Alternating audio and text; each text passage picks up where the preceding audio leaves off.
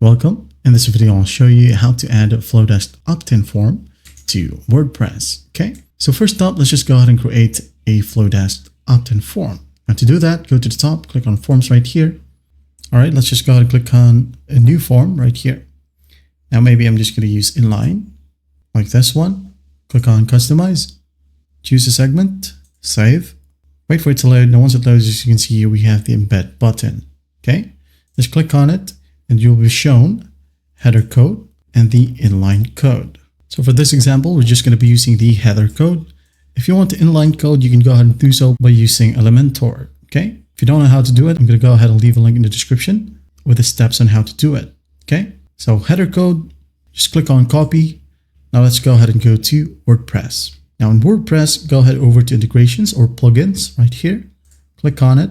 Now go ahead and find insert headers and footers. All right, hit on enter. You can go ahead and use any of these applications. All right, just click on it and click on install. All right, make sure that you have the upgraded version of WordPress.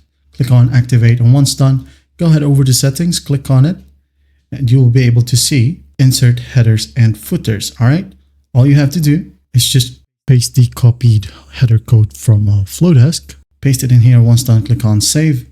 And after that, you can go ahead and preview your website and you should be good to go. All right.